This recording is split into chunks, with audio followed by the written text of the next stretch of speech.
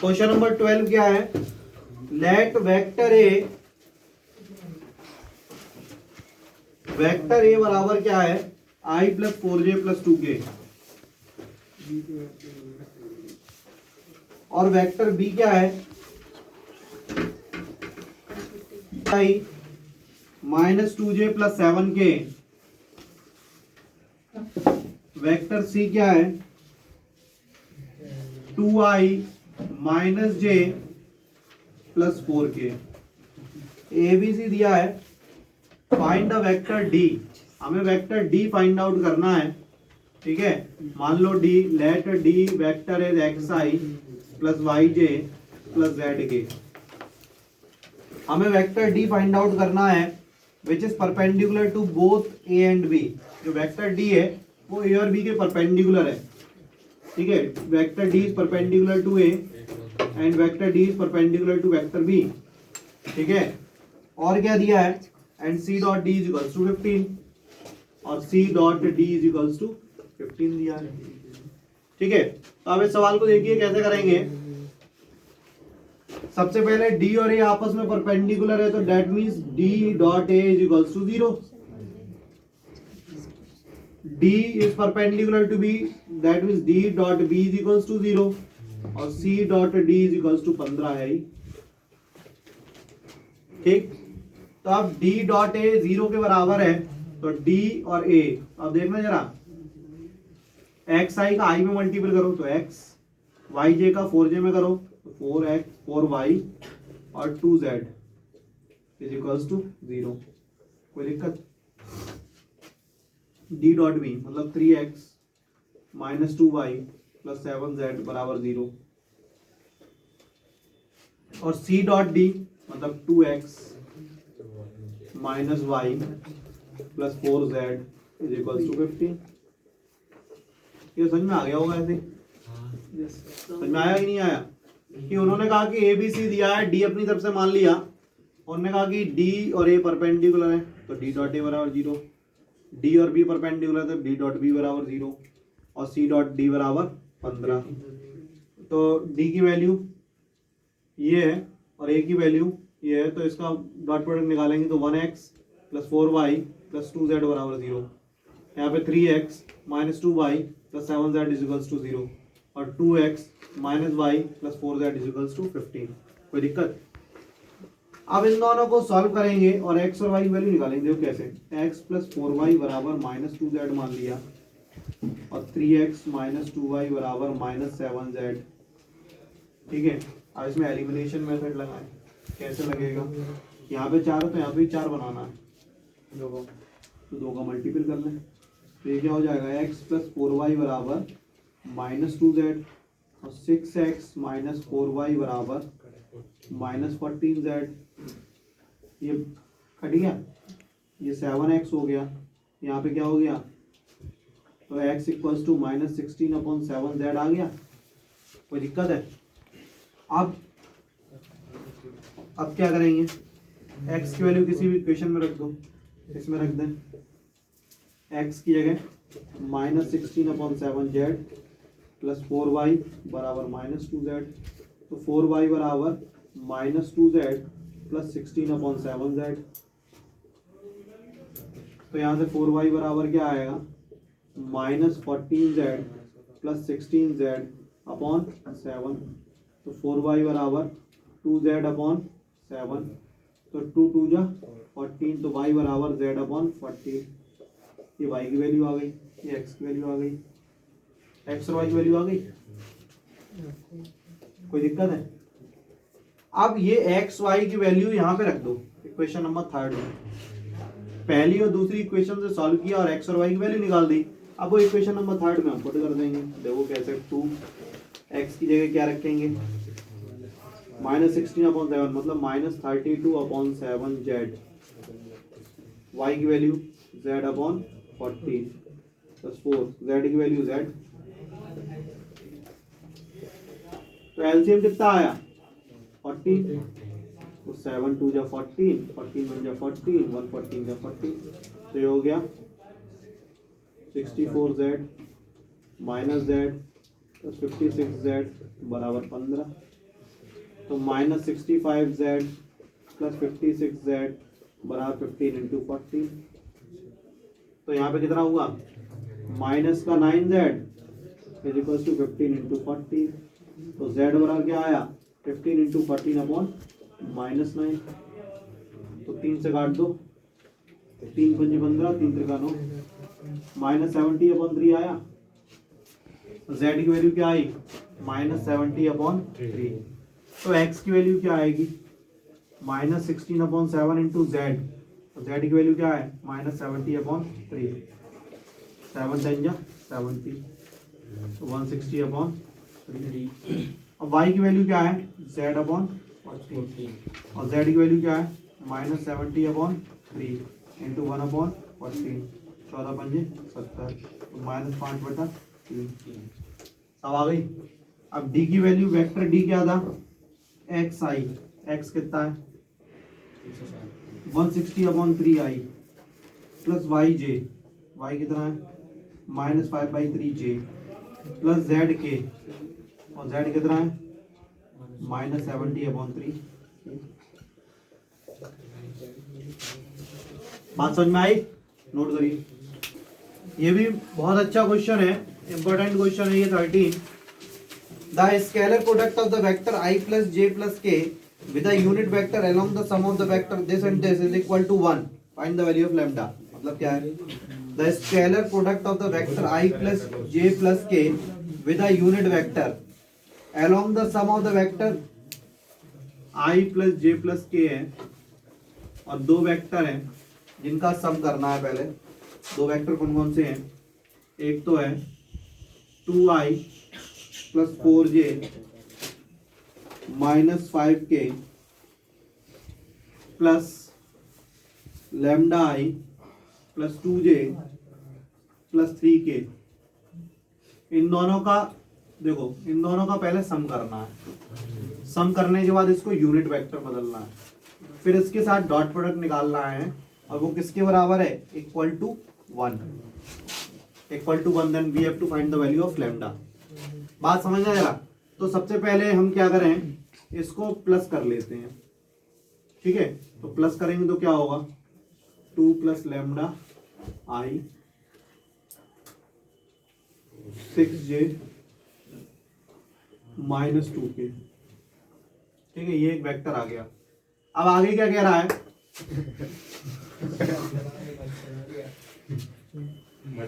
कि i plus J plus K dot 2 plus lambda I plus 6j minus 2k upon under root 2 plus lambda का whole square plus 6 square plus -2 का square is equal to 1। आप question पूरा समझ लेना फिर से। उन्होंने कहा कि एक वेक्टर है i प्लस जे प्लस के, और दो वेक्टर और दिए हैं, उनको पहले सम करना है। हमने सम कर दिया, फिर उसको यूनिट वेक्टर बदलना है। यूनिट वेक्टर मतलब उसका मैग्नीट्यूड निकाल के डिवाइड देना है, ठीक है, इज इक्वल्स टू 1। तो 1 बराबर में लिख दिया 1, कोई डाउट नहीं। अब देखो इसका डॉट प्रोडक्ट निकालेंगे तो क्या आएगा, 2 plus lambda plus 6 minus 2 upon under root 2 plus lambda का whole square plus 36 plus 4 is equals to 1। तो ये 2 से 2 कट गया, lambda plus 6 is equals to under root A square plus B square plus 2ab plus 40। तो lambda plus 6 is equals to, ये क्या हो गया, lambda square plus 4 lambda plus 44, 4 lambda. तो ये 4 इसलिए ये आ गया कि यहाँ पे 2 प्लस लैम्डा का होल स्क्वायर किया ना, A square plus B square plus 2ab, 2 2 जा 4, 4 लैम्डा। तो lambda square plus 4 lambda plus 44 under root में, ऑन स्क्वायरिंग बोथ साइड। तो जब स्क्वायर करेंगे तो क्या आएगा, लैम्डा प्लस 6 का whole square is equals to lambda square plus 4 lambda plus 44। अब इसमें a प्लस बी का होल स्क्वायर लगाएंगे, A square plus B square plus 2ab, lambda square से लैम्डा स्क्वायर कैंसिल, तो यहाँ पे क्या बचेगा, 12 लैम्डा माइनस 4 लैम्डा 44 माइनस 36। तो यहाँ पे कितना आया 8 लैम्डा बराबर 8 लैम्डा इज इक्वल्स टू। फिर से समझ लो जरा इस क्वेश्चन को, फिर समझना। हमने दो वेक्टर दिए, उन्होंने कहा दोनों को ऐड कर दो, हमने ऐड कर दिया। फिर उन्होंने कहा कि इसको यूनिट वेक्टर में बदलो, इसको यूनिट वेक्टर में बदल दिया। Dot I plus J plus K is equals to 1, dot I plus J plus K is equals to 1। तो अब हमने क्या किया कि पहले इसका डॉट प्रोडक्ट निकाला, तो 2 प्लस लैम्डा प्लस 6 माइनस 2 आएगा, 2 से 2 कट गया तो लैम्डा प्लस 6, और ये इधर डिवाइड हो जाएगा, उधर क्या हो जाएगा मल्टीपल हो जाएगा। ऑन स्क्वायरिंग बोथ साइड किया तो लैम्डा प्लस 6 का होल स्क्वायर बराबर lambda square plus 4 lambda plus 44, A plus B का whole square A square plus B square plus 2ab। Calculate किया, लैम्डा की वैल्यू निकाल दी। नोट कर लो इसको फटाफट। Dot A minus B is equals to modulus of A का square plus modulus of B का होल स्क्वायर। ये प्रूव करना है if and only if A and B are perpendicular, A is perpendicular to B, ये given है।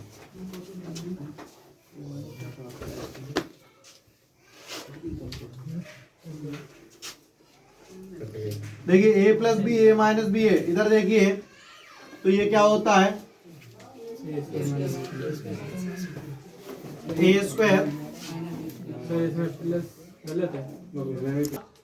Whole square, LHS लिया अभी हमने, ठीक है। ए प्लस बी मतलब ए प्लस बी का होल स्क्वायर, और ये क्या हुआ A square plus B square plus 2ab, ठीक है। और A square plus B square plus 2ab की वैल्यू क्या है 0। क्यों? क्योंकि ए और B perpendicular, that means A dot B is equals to 0। तो यहाँ पे क्या आ गया मॉडुलस ऑफ ए का square plus modulus of B का होल स्क्वायर। यही हमें प्रूव करना था।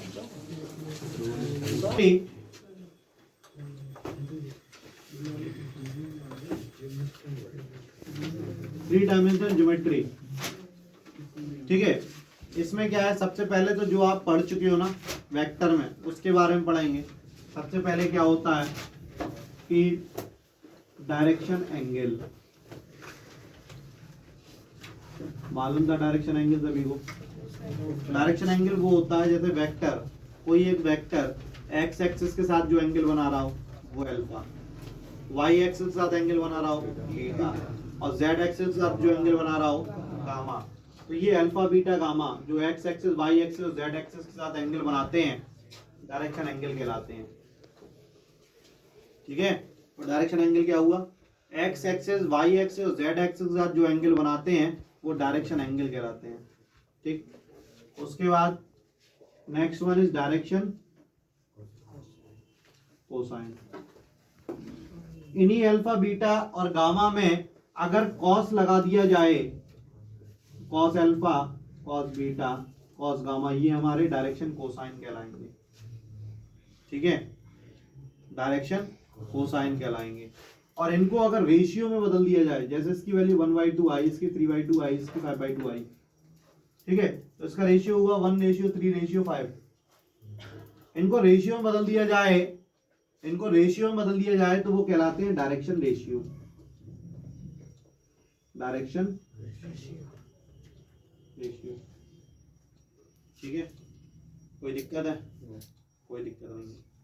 तो डायरेक्शन एंगल समझ में आ गया, डायरेक्शन कोसाइन समझ में आ गया, डायरेक्शन रेशियो समझ में आ गया।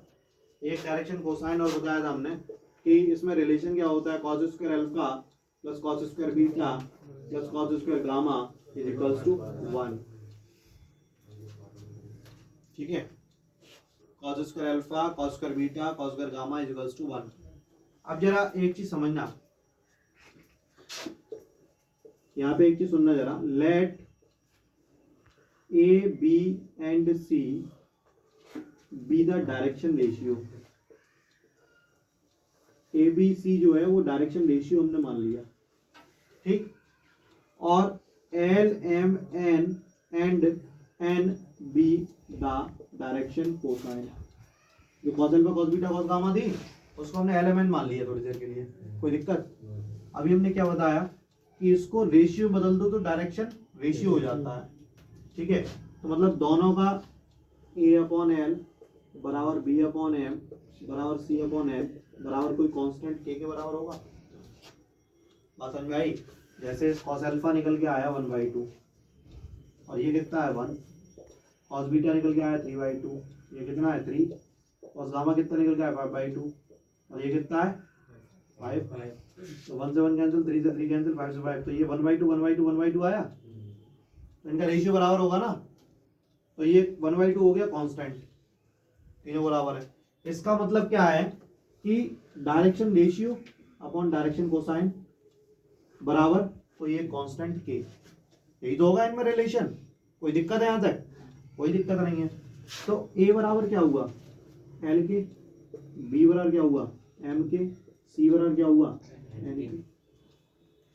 और अभी हमने रिलेशन बताया था cos square alpha plus cos square beta plus cos square gamma is equals to 1, मतलब l square plus m square plus n square बराबर 1। ठीक है, तो l बराबर क्या आया a square upon k square, b square upon k square, c square upon k square is equals to 1। कोई दिक्कत? बात समझ में आ रही नहीं आ रही? नहीं आ रही? ठीक है, तो फिर से इतना पहले नोट कर लो, फिर इसको डेरिवेशन बाद में कराते हैं। हम अभी नोट कोई नहीं करेगा, समझ लो पहले। Let a comma b comma c be the direction ratio and l m n be the direction cosine. तो इनका रेशियो बराबर होगा, मतलब l अपॉन a बराबर m अपॉन b बराबर n अपॉन c बराबर कोई कांस्टेंट के। कोई दिक्कत? तो l बराबर क्या हो गया a के, m बराबर क्या हो गया b के, n बराबर क्या हो गया c के। कोई दिक्कत? हमें मालूम है l square plus m square plus n square is equals to 1 होता है, मतलब cos square alpha plus cos square beta plus cos square gamma is equals to 1 होता है। l की जगह क्या लिख सकते हैं a square k square b square k square c square k square is equals to 1। k square common ले लो, तो a square plus b square plus c square is equals to 1। तो k स्क्वायर बराबर 1 upon a square plus b square plus c square, तो k बराबर क्या आया 1 upon under root a square plus b square plus c square. तो अब l बराबर क्या था a के था ना, तो l बराबर a और k की वैल्यू क्या है under root a square plus b square plus c square. m बराबर b upon under root a square plus b square plus n बराबर c upon under root a square plus b square plus c square. अब देखो, अगर हमें a b c दिया जाए, मतलब direction ratio दिया जाए और हमसे कहा जाए डायरेक्शन कोसाइन निकालो, तो फॉर्मूला आप लगाओगे a upon under root a square plus b square plus c square, b upon under root a square plus b square plus c square, c upon under root a square plus b square plus c square. कोई doubt? समझ में आ गया? ये relation हो गया। ये जो हमने प्रूव कराया वो है relation between direction cosine and direction ratios. समझ में आई? Relation between direction cosine and direction ratio.